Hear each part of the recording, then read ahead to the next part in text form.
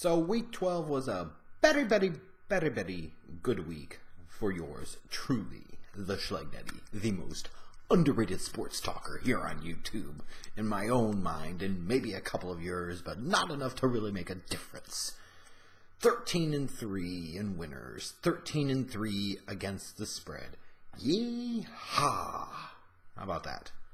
Alright, so enough of the celebrating and gloating. Let's see how we do for week 13. I'm already off to a flying start.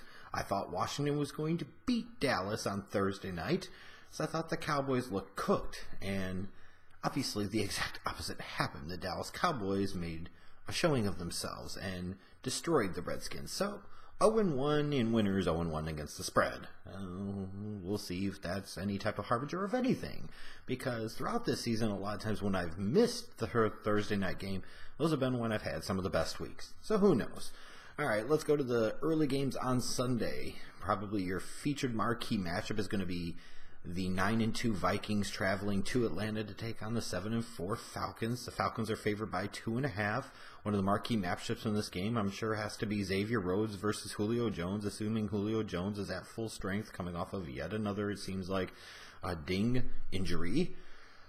For this game, this is a really important one for Atlanta, more so than it is Minnesota, and it's not to undersell the importance or the significance of it for Minnesota, because if they win this game, they go to 10-2. They probably cement their place as at least, worst case scenario, the number 2 seed in the NFC and maybe potentially the number 1 seed.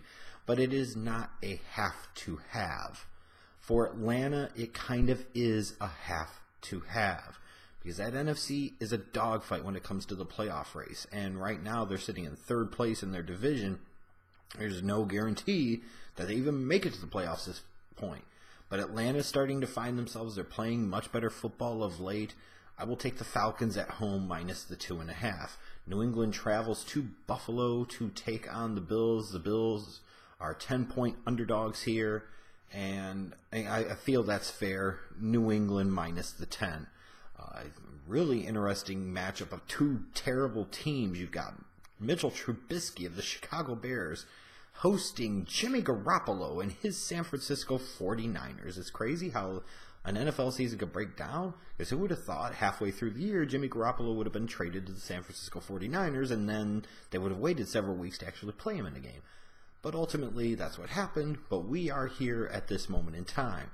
So while the Bears are 3-point favorites, you really look at that line and you say, yeah, San Francisco is not a very good team, but frankly, the Bears aren't a very good team either, and I know the Bears are at home, but the 49ers should be a slightly different team with Garoppolo. To me, this just kind of screams out upset, because honestly, for the 49ers, with them now having Garoppolo and assuming they're going to give him the franchise tag in the offseason, if not a long-term deal, but most certainly at least the franchise tag, it's not quite as critical for them, especially the way this 2018 draft could potentially break down, for them to have the number 1 or number 2 pick.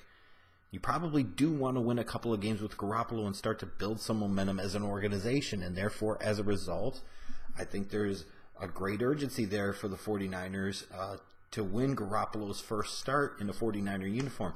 I'm going to take the 49ers plus the 3 in my upset of the week.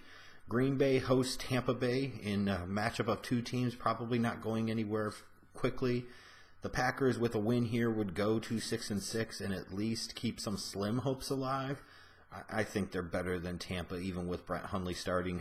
Hundley had a good start last Sunday night against Pittsburgh. I'd expect that momentum to carry over here, and I'd expect Green Bay to win by at least a touchdown. So give me Green Bay minus the 1. Houston goes to Tennessee to take on the Titans. Give me the Titans minus the 7. Then crap game of the early matchups. Broncos travel to Miami to take on the Dolphins. The Broncos are favored by a point. I'm assuming Simeon's starting. I don't know. Does it really matter at this point? Because as much as we trash the Giants and talk about how they're given up on their season, the Broncos are a freaking mess too. I'll take the Dolphins plus the 1. The Chiefs go to New York to take on the Jets. The Chiefs really desperately, badly need this game in the worst way. And I think as a veteran team with some winning experience, they'll be able to do so. Give me the Chiefs minus the 3. Jacksonville hosts Indy. The last time these two teams played, Jacksonville dominated them. They shut them out. hence why the Jags are 10.5-point favorites. I like Jacksonville to win, but I like Indianapolis to cover the 10.5. Detroit goes to Baltimore to take on the Ravens, and I'm sticking by the old tried and true rule. The Lions and Matthew Stafford are facing a good team with a 500 or better record on the road. Pick the team that's at home. So give me Baltimore minus 2.5. The late Sunday games, you've got the Browns traveling to LA to take on the Chargers, the one team they actually beat in 2016. Cleveland, don't screw it up now. You are so close to history. So close. So close. You could taste it like skin marks. It's got to taste good. Really, really good. The Chargers are 15-point favorites. Think about that. That's how bad the Cleveland Browns are. Is that the team that they beat last year, the team that is only 5-6, the team that is playing in Los Angeles in a soccer stadium that they can't fill up, is a 15-point favorite. If that is an indictment on how big of a joke the Cleveland Browns are, I don't know what is. Give me the Chargers to win, but I think 15 is a very big ask. The Chargers aren't that good. I think the Browns could cover the 15-point spread even on the road. Geno Smith is starting for the New York Giants, to the bewilderment of everybody, myself included. They travel to Oakland to take on the Raiders, and this is screaming Giants tank job written all over it. The Raiders are favored by 9.5, as they should be, even though, again, they are only, a 5-6 football team. I'll take the Raiders to win, but I do think it could get squirrely, and the Giants cover the 9.5. Carolina heads to New Orleans in a battle for first place in the NFC South. Saints are favored by 5.5. Got the Saints coming off of their loss last week to the Rams. Now they're back home in their friendly confines of the Mercedes-Benz Superdome. Give me the Saints minus the 5.5. The Rams travel to Arizona to take on the Cardinals. The last time these teams played earlier in the year, it was in London, and the Rams wiped them out. What was it, like 33-0? And that's the game that Carson Palmer went down for the season with an injury.